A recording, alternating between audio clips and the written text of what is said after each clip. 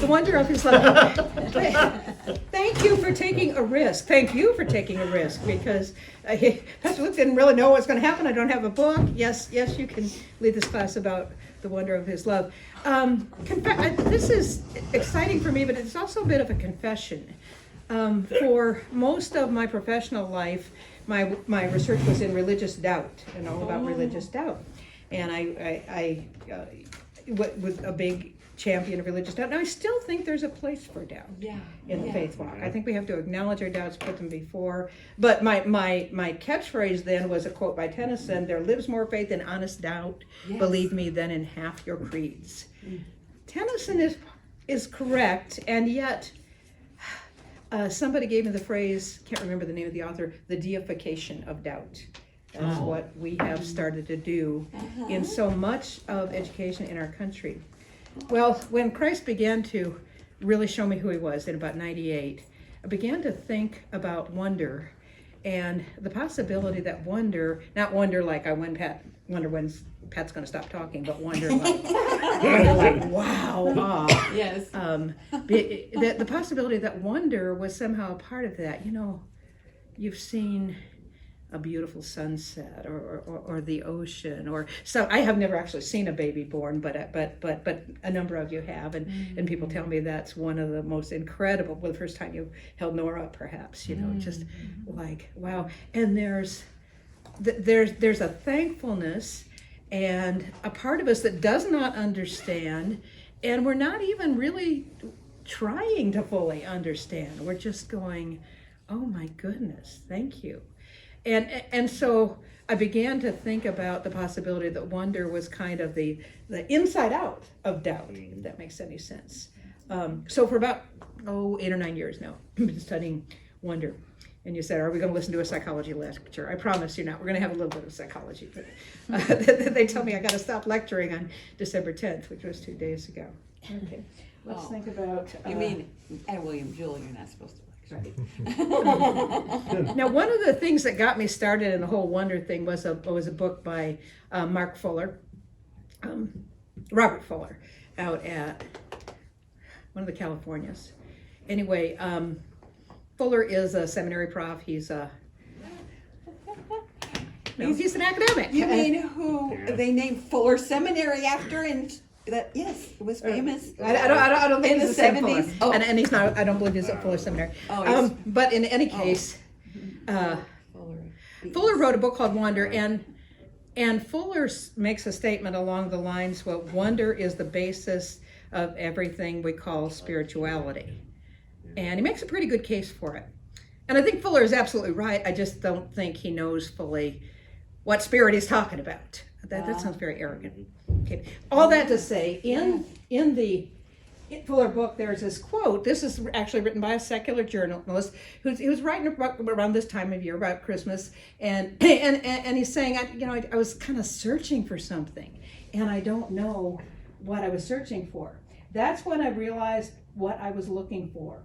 Wonder. I mean the wonder I felt when my bare foot hit the cold carpet as I got out of bed on Christmas morning. The wonder of 500 candles glowing in our church as our church sings Silent Night. The wonder of angels swarming the sky, informing a few midnight wanderers their world had changed forever. Wonder doesn't do well in this information age. I have got way too much information. What I lack is mystery, which is where the wonder comes from. Yeah. The Christmas story is one of wonder. Whatever one makes of it, it's a moving, mysterious lesson that rekindles the wonder that makes a child's eyes wide and a grown-up gasp. Isn't that beautifully said? Oh, and so Charles Honey said it, but Robert Fuller quoted it. Exactly. And so now, think about what we see, and I've done some of this myself, what we see people doing around children around Christmas. You know, we're going to get them the right toy. We're going to make everything sparkly. We're going to make the favorite cookies. And anybody else have this time? Of course, my kids' growing up years were a little complicated, but I always had the feeling at the end of Christmas, I always loved Christmas, that I didn't quite make it. You know, that there was, okay, they had a good time and it was cool, but There was something that wasn't quite there. Hmm. And that's the issue. sorry. The meat of the issue, the reason for the Yes. symptom. Yeah, exactly. And years and years ago, when I was helping on we just have suicide prevention lines in those days. I was helping on a suicide prevention line, and we would get more calls right after the Christmas season. Yeah. Right. I tried very hard to make.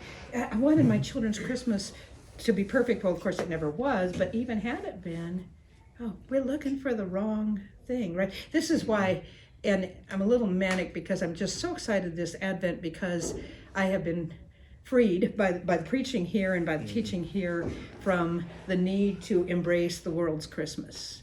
I'll sing and I'll sing Jingle Bells. I'll laugh with Santa Claus. Good. But that's a whole different thing than what we're talking about here. Yeah. Okay, so a lot of what we're talking about has little to do with Christmas, but I do think I do feel blessed that we were able to do this right around Christmas, because it really fits. So probably a little more background than you wanted to know. Okay, so here's the only part of the psychology part that you have to listen to. Scientists are excited about wonder. You pick up any journal in psychology. You don't have to go very far in the last 2 years to read something about wonder and awe. We're all excited about wonder and awe. Everybody wants to create wonder and awe. Where does it come from? What does it do? And the closest we've gotten as a field is, well, it makes people feel good. And people help each other more when they're in the state of wonder. You know, all the kinds of things that we do that say, okay, what's in it for me, right?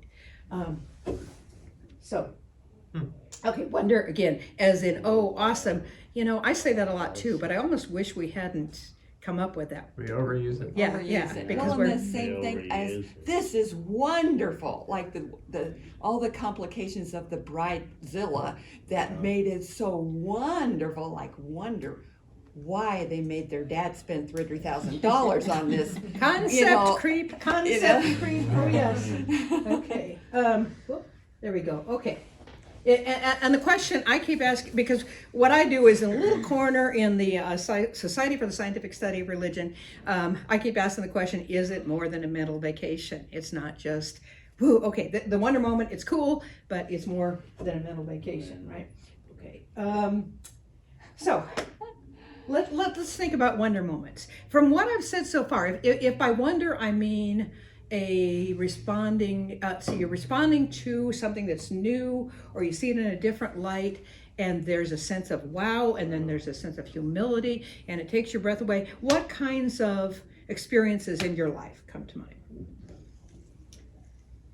I'm going to say the morning, just the rising of the sun is, it's just something I think is amazing. And then also what came to mind was watching a child learn is amazing, you know, and I say amazing, but I do like the word awesome, but I do believe, it's like, hey dude, that's awesome. They use it for weird stuff, but no, I love the word. Like what? Yeah, well, Right. I kind of like the idea of watching a child learn. But part of that's because I remember one time when my niece was little, and of course there was a schoolyard not too far from the house that Mom, Dad, and I were living in at the time, and we'd taken my niece over to the playground, and it had rained the night before, and she was noticing some of the playground equipment was wet, and she goes, "It's wet," and I went, "Well, yeah, that's because it rained last night." Why? And she kept asking why, and I finally had to get to the point. It's like, I don't know why. Y'all have to ask God that question. Why leads and to there's the no way. such thing as a dumb question. That what I asked my superiorly perfectionist stepmom English teacher. Did she say that at the beginning of the classes? She said, "Well, you have to say that, but there are dumb questions." But that's enough. I was like, when you started to say deification, I was like, what if we did theification instead of making something a god for us? Making wonder of the God. We make the realization that God is the theology That's, I think, Oh, some of okay. where we're going, yeah. Okay, Yeah. that's enough. So, well, yeah, but the morning, right, and the wonder of a child. I mean, kids are good at wondering, right? And you look back Yeah. and Yeah. where did I'm looking around at the group before me, and I think all of you have what I sometimes call the gift of wonder. So I'm preaching to the choir here, but many, but I think. One of my favorite authors is Wendell Berry. I sent you one of his books, and he's concerned that we're losing our capacity for wonder. When we ask the students, the senior citizens, we work with them, we say, well, describe a wonder moment to me. Most common things that come up are nature. Nature comes up a lot, the mountains, the accomplishments. That's an interesting one. Sometimes it's their own accomplishments. I could play the Beethoven piece that I couldn't play before. More often, it's somebody else's accomplishments. Michael Jordan in a tremendous basket, somebody running the mile. Relationships. One of my favorites, the first time my father told me he loved me. Which, because the dad wasn't very forthcoming. And sometimes we do, but not that often, they do bring up a religious experience, like I really sense the presence of God, whatever. So, and there are others that come up. Okay. When we say to people, okay, this moment you're thinking about, we just say, what's a wonder moment? And then when we say, well, of these, we give them like 20 or 30 things. What do you think the wonder moment did for you, if anything? Things that come up often are changed perspective, influencing decisions. My wonder moment changed my life. Awareness of meaning, looking at stars and saying, yes, there's meaning. A wish to continue or preserve the moment. You're looking at that morning sunrise and really wanting to say, wow, God, can't we just hang out here? So they're telling us that, there are lots of wonder moments, but some of them have ongoing impact, sometimes even lifelong impact. Yeah. It's quite interesting. You're exactly right, Pat. This is a huge topic and really, really, really hot right now, as you said, in the psychological world. I've seen it myself. Young people, because my generation and even younger are becoming 2 or 3 times now removed from church generation, so they're just completely just have no Jesus to them. Is they just don't, they're not jaded, they're just like, I don't know who that is. You have to explain his teaching. But I say that is because there's a return of people coming to church again because there's been a loss of wonder. And not just any churches, they're coming to liturgical churches. They're coming to Orthodox Catholic churches because they're the images and the wonder and the drawing your eye, cathedral, like this is becoming really important to people again because it's been so lost. But then there's also another side of this conversation is the whole, you said people like change perspective. There's this whole talk on psychedelics. People are looking for that other thing that they've been lost and they're finding in all these different places, but they're using like psychedelics now to give people a sense of wonder and awe so that they'll quit smoking, quit drinking. It's really interesting anyway. We know we're looking for it, right? And we are, and we're right back to what we were doing in the '60s, where I told two of you about Timothy Leary and giving the people in chapel LSD, doing research. Oh, I didn't know it was in chapel. Great. Oh yeah. Okay, and that was one in the '60s.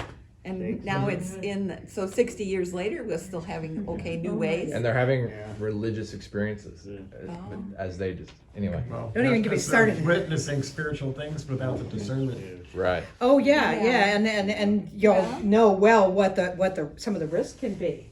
Okay, we're still struggling with a good definition, but when I think about it, I think of awe as the initial emotion. Like I see the thing, I hear the thing. Thank you very much. Definition just given by the commission. By my phone. My phone does that. Thank you, Alexa. That happens to me in class. And awe is the initial emotion, and then wonder as we reflect and ponder. But here's the kicker for me personally: as we reflect and ponder, but we don't go and analyze it. We're saying now that puts me in a tough position, right? Because I'm studying wonder, so I do have to do things analytically. You're about to say something. It makes sense that science is excited about wonder because, Yes. to me, that's the root of science. First, we wonder, we have this sense of wonder, and then we have curiosity. And so science is the mechanism by which we satisfy that curiosity. And now that's interesting because Richard Dawkins, who's our big sociobiology guy, is big. He writes a book all about wonder, and he's all for wonder because it leads to curiosity. But forget all that other junk. Don't talk to him about religious. Wonder is good because it leads to curiosity. Well, I know biologists and physicists who have become atheists, but I also know biologists and I know biologists and physicists who have become turned to the faith as a result of their If study. they're honest. Mark Hughes had a professor in seminary who had been a nuclear physicist Wow. and became a believer. The And first thing he German. learned is the Murphy's Law, that everything goes to entropy instead of everything goes to more and more complicated. Oh my gosh, how could this possibly have happened all by chance? Yeah. And you know what science means? It means he knows. It means he knows.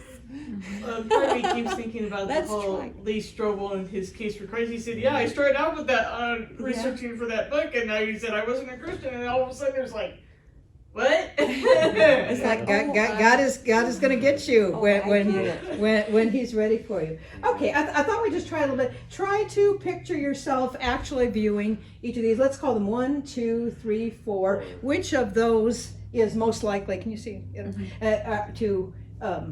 To bring about wonder for you. Just All of them. okay. I know all of them, but which is most likely? Number one, Depends on the day.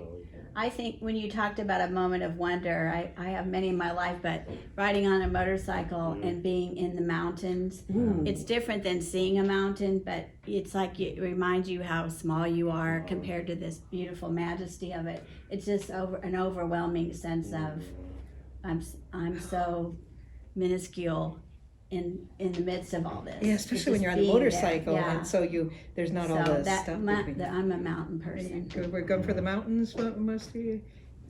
Butterfly.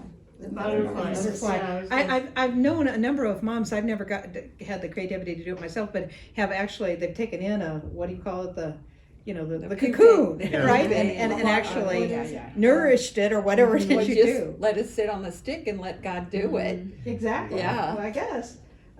Okay, how about this one? Which of these 4? Stars. Stars is me. Yeah. Yeah. So What's on the lower right is some kind of an amphibian? yeah, it's a salamander. That's where my son started. He loves he should have been a herpetologist. He loves salamanders. I was all of looking it. for a tadpole, and that's what came up. Can I say this, Pat? Well, that it is. this- It changes from the. I mean, yes, Changes to a frog. It is tadpole. That is what it is. Well, anyway, they Star- look similar. They do. I remember reading something in psychology about, and you can't correlation, causation, all that, but there's something to be when we became more urbanized and had more lights and electricity, and when people stopped, because back in the day everybody went to sleep under the stars in a sense. Everyone was confronted with eternity in a huge way, and less is that the case. We go to bed we never look at the stars, and it sometimes catches you off guard, right? Can't when you're see in a many storm. of them. You're like, whoa, and how also atheistic, naturalistic worldviews began to increase as the less we began to look at the stars. You need to look at them right now because the moon, Saturn, and Venus are all lining up. Wow. So that's right at the beginning of the night, and you'll see them 1, 2, 3. Yeah. Yeah. One of my favorite poems. I can only quote part of it. When I heard the learned astronomer and with his charts and graphs in the lecture hall, how soon unaccountable I became tired and sick, and leaving the lecture hall looked up in perfect silence at the stars. If you have a chance to get out where there's no light, a friend, when I was going through my divorce, a friend let me stay in there all by myself at their cabin way out in somewhere north of Cameron. I go, oh, I didn't know there were this many stars. You know, Oh, yeah. it's amazing. Yeah. And I chose those pictures because each of them represents a category that we're going to talk about. By the way, this is a three-part series, if you will. That today, wonder in nature. Next time, we're going to talk about wonder in relationship, and the third one is going to be wonder and insight. Yes. So- Like, I wonder how I might be stewing about something at night, and those people that say, well, let me sleep on it, and that God does, when we are taking our vacation from our own brain up, from intentionally being task oriented and all the things that we might be busying ourselves with all throughout it, which is good too, but that I wonder how children learn at night, that assimilation, all the, we have to have the brains do it. It is a vacation from me. There's And lots we so- don't understand and about it- what goes on and- at night, for sure. Yeah, if all the guys that had dreams and revelations in the Old Testament all the way through. Right. I'm very careful about the whole dream thing. I discourage people from Well, paying a whole lot of attention to the attempting content to and interpret our all. dreams. I agree with George MacDonald. The point, Theologian. the thing to take from a dream isn't the content of the dream. It's what God might be saying to us as we wake up. Yes. But what excited Yes. me about wonder especially was wonder fully turns us to the work and character of God. So I'm all excited about stuff at the college because it's kind of like a Trojan horse, They don't want to hear about God. I can't say this, I can't say that, but we can talk about wonder, and maybe we can start to turn to. So some of the things that we see that causing wonder, you mentioned mountains, vastness. We won't take time to read all of them, but I would like to read a few of these. Can somebody get Psalm 103? What is it? 11 to 2? Let's try 1 to 2. Have it. Here, 11 to 2. 1 to 2. It Psalm should be. 121. I got carried away with my ones. My soul, praise Yahweh, and all that is within me. Praise his holy name. My soul, praise the Lord, and do not forget all his benefits. Try 11 and 12, maybe a bit. For as high as the heavens are above the earth, so great is his faithful love toward those who fear him. Yes. As far as the east is from the west, so far has he removed our transgressions from us. Oh, there you are on the motorcycle, right? As far as the east is from the west. And Psalm 121, I will lift up my eyes to the hills from whence does my help come. My help comes from the Lord. Help doesn't come from the hills. My help comes from the Lord. Vastness. Whole big debate in psychology about, does wonder really have to include vastness? Well, it certainly includes some level of vastness. Okay, so in vastness, that's part of the reason I brought in the mountains. Power, like storms and earthquakes. Yet we saw horrifying power, of course, last night over in Kentucky. Let's see, can somebody get, Psalm 148, 7 and 8. 148, 148, 7 and 8. Hopefully I got 7 the and verse. 8. Sing to the Lord with thanksgiving. Sing praises to our God on the lyre, who covers the heavens with clouds, who provides rain for the earth, who makes grass to grow on the mountains. Covers the heavens to the earth, makes the clouds. I mean, we react to the weather, but how often do we stop and ponder, he has created this? I used to do that as a kid and somewhat as a young adult. And even the necessary function of like tornadoes and storms are, if we don't have storms, the atmosphere would become overcharged. It's like like hurricanes and things are basically natural processes of the earth blowing its nose in the way of getting rid of moisture. And I forgot about that. And it's yeah. kind of neat that we call those the acts of God when the thing you can't explain it, and even the insurance policy has to pay because they can't blame anybody else. But one of my favorite verses, I can't remember where it is, I think it's Isaiah, clear shining after rain. You know, after the storm, you have that. And the rainbow. Yeah, exactly. Oh, yeah. I didn't get it lined up right, but constancy and the seasons, we won't take time to read that, partly because I didn't put the verses. But, I mean, just I was getting nervous because my oak trees didn't turn color at the right time. They're still green, and it's like late October. What's going on? Really, I rely on God for constancy and the seasons. And constancy isn't necessarily one that we think about, but I think it really speaks to our wonder. Deb, it looks like you might have that Acts verse. 14, 17. I'm going to read 16 because it's kind of. In past generations, he allowed all the nations to go their own way, although he did not leave himself without a witness, since he did what is good by giving you rain from heaven and fruitful seasons and satisfying your hearts with food and happiness. And what do you call those? They're a certain kind of blessing, common grace, something like that. Common grace. I mean, people see that, and you do hear people say, look at the changing leaves, and people take color tours, and someone will wonder about God. So see how this is pointing to his character, like God's giving us. I think of God ever since. For the past couple of years anyway, of this wonderful lover who's leaving these love notes around the wind, the mountains, and at the right moment he's going to set up bushes. Oh, and of course metamorphosis, metamorphoses. I can say it. We won't take the time to, because I am aware that we're supposed to be done by 10. We won't take the time to. Can I get 5 minutes of grace? Yes. Okay. We won't take that. Look these up. But metamorphosis, not that there we're talking about the caterpillar to a butterfly, right? And but remember in Exodus chapter 7, and God's talking to Moses, and he's got his staff. Moses or Aaron? He's got his staff there, one of the two. And he says, throw it down, and what happens to it? Moses. And he says, throw it down, and what happens to it? It turns into a snake. A bigger snake that over. I've been freaking out then. I'm going to be like, get that thing away from me. This is, imagine. He could do it. Eugene Peterson of The Message, he holds that everything we see done like that as by way of miracles in a big way in Scripture is happening in small ways throughout our lives. We may not always see these huge miracles. And changing water into wine, that's one of my favorite miracles. Because it wasn't a survival thing, right? It was, they were there and feasting, and then you have saved the good wine until now.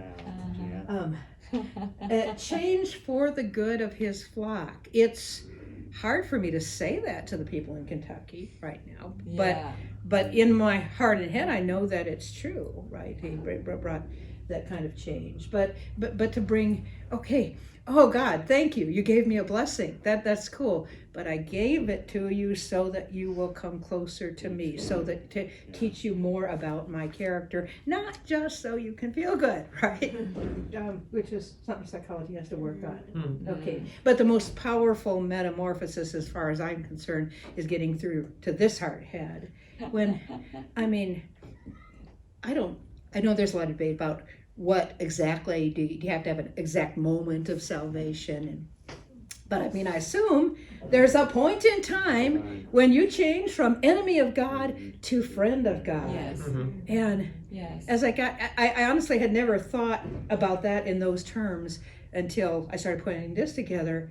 But man, that is huge. That's like one of these Muslim extremist leaders coming and saying, now I believe Jesus, that turning any of us around, that's the most incredible metamorphosis. And yes, it happens in a moment of time, although, tell me if this is heresy, it looks to me like a lot of times he's been working with us for years. In my case, 44 years.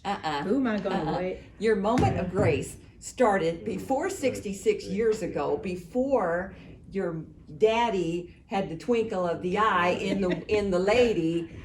That grace started about Genesis 1:1. Oh, absolutely. Okay. Absolutely. I was thinking from our human point. Oh yeah. And Well, metamorphosis when you start getting it. is a Greek word and Greek term that is actually used by Paul when he talks about the transformation of our hearts, you know, and Really? being transformed into the likeness of Jesus. Yes. Oh my goodness, I have to find out more about that. Yeah. Yeah. So when I think about the metamorphoses, I can think about him saving us and how far from him we were. What does Lewis say? We weren't just sick people in need of some health. We were rebels who had to lay down their arms. And well, we continue to be so. And you know, and we got the one guy on the one shoulder and the other guy on the other shoulder. You know, only it's not just on the shoulder. Well, and, Satan will talk to us, but greater is he. Exactly. Exactly. But as I'm learning, and some of you I know have had extensive experiences with having to battle Satan's attacks. Yeah. That we have to be in the Word and in fellowship with others and exhorting one another in order to fend off those attacks. We're not going to lose our salvation. I get that. I'm a good Reformed lady, but in terms of being able to fend those off, we have to be in training. What did you put that up? Friends don't let friends skip leg day, something like that. What kind of day? Leg day. I guess they have something they do with it. Like Workouts. Working out. Okay. Physical Right. workout, like day. One of the things that I love about C.S. Lewis, I use his 4 loves in one of my classes, the book, it's that he's quick to point out, okay, there are always really cool things about any concept, but there are dangers.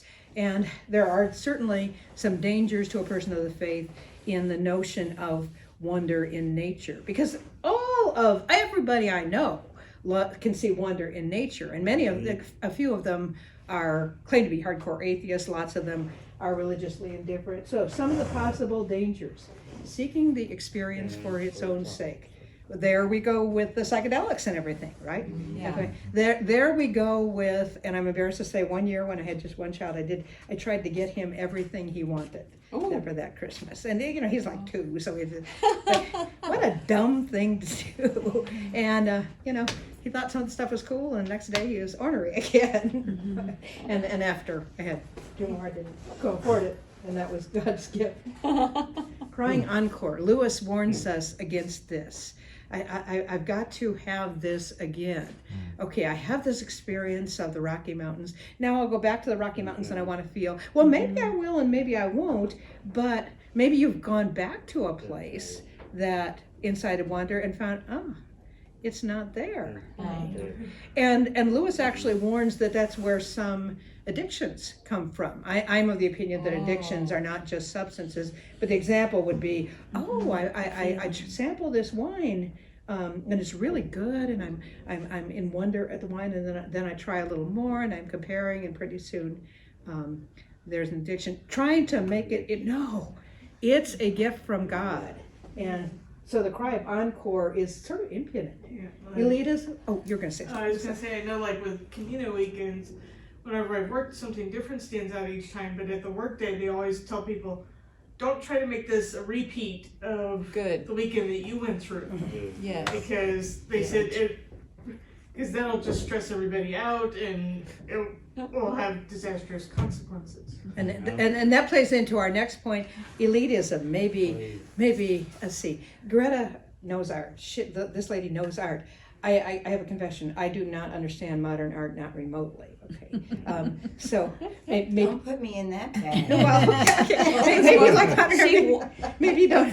I mean, Okay, so maybe You don't either. you know, I'll pick on Greta because I know she would never do this. She could say, well, you know, poor Pat. She's so ignorant. She doesn't even get art. Right.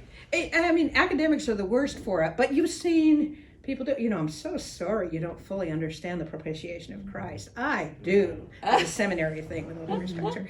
Pastor Lou would never do that, but I actually have seen some do that. We can think we're elite. Did you have a thought there? Yeah, when I was a student at the conservatory, there were 2 of our professors who thought that they knew everything about music and the composers, and they were the worst musicians. They were the driest. They had no sense of wonder, no sense of beauty. Right. Their playing was boring as dust. And they were shallow people. Yeah. Oh yes. Oh yeah. Yeah. My favorite quote from one of them was, "And now a few words about Beethoven A few. in graduate history."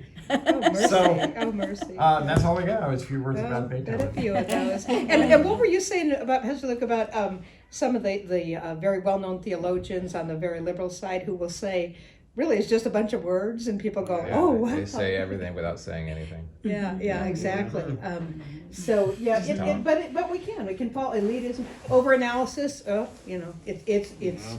Oh, I got to tear it apart. I got to find it out. And I'll find the essence of it. That maybe the scientist is a little more vulnerable to that, but I think we all tend to do some of that. Okay, and my big reliance on emotional response. That I think is driving serious misunderstandings in the Christian kingdom, right? In the kingdom, in the church with a capital C, as Brother Al likes to say. We're seeking this.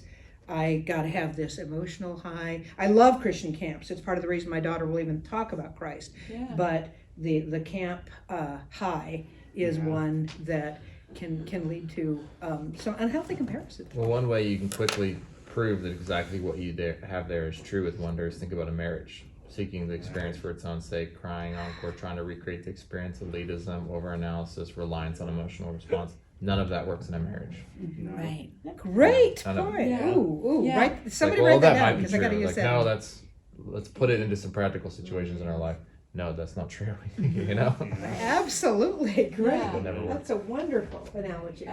Okay. Yeah. Oh, overemphasis on special symbols. I have a student. It's going to be 8 minutes of grace, guys. I have a student who is convinced that the sight of a cardinal is her grandfather speaking to her. Oh dear. I have some unease with that, but she gets all depressed when she doesn't see a cardinal for 2 weeks. Yeah. Symbols are important. I'm not. I love the picture. I wear this cross for a reason. This cross my grandson gave to me. But I lost it the other day, and I lost my cross. No, it's not about your cross. Thank you very much. It's about his cross. Yeah. Okay. So that we won't take time to look, but I think you'll see where I'm going.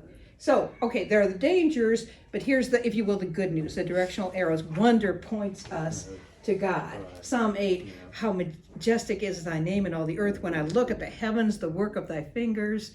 Ooh, yes, points us to God. Nature in relation to God. And that, as I prepared this lesson, is thinking, well, that's what we all need to be doing in our various professional walks in relation to God. You kind of have to do that, right? Because it's by definition. But the rest of us have to be prompted to continually do that. Speaks to us of the redemptive story. I love the parables and the allegories of Jesus. The fig tree, for example. You see, from the fig tree, learn its lesson. The evening sky. Oh, you guys, you see when the sky is red at night, you say it's going to be fair weather, but you don't know how to interpret. Sailor's delight. Yes, exactly. Yeah. The mustard seed, a couple of different, the smallest, and yet it grows in this big tree. All of this speaks to us of the redemptive story. And my favorite thing about wonder is it awakens what I call the sweet longing. Lewis has a beautiful description of this, where we're yearning for something. You know what it is to yearn? One of my students said to me, I'm a spoiled American. I don't yearn for anything. Yeah. She was being a little flippant, but I got where she was going. What do you yearn for?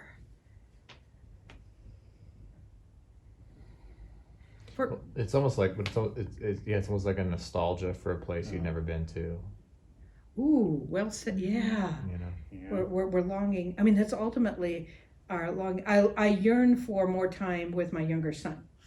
I do. I would like him to have lunch with me. He's not mad at me. I yearn for him to sit down and talk with me. And so, but there's a sweetness to that yearning. I understand. He's busy. I get that. There's a sweetness to that yearning that I do want to preserve even as we sit down for lunch. That yearning is never really going to be fully satisfied. So we do indeed yearn. Brittany, my student, was mostly wrong about what you said.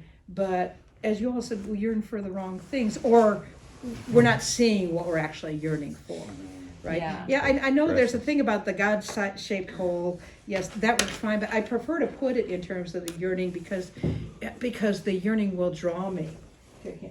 Right? Yeah. Okay. Homework. Yes, really.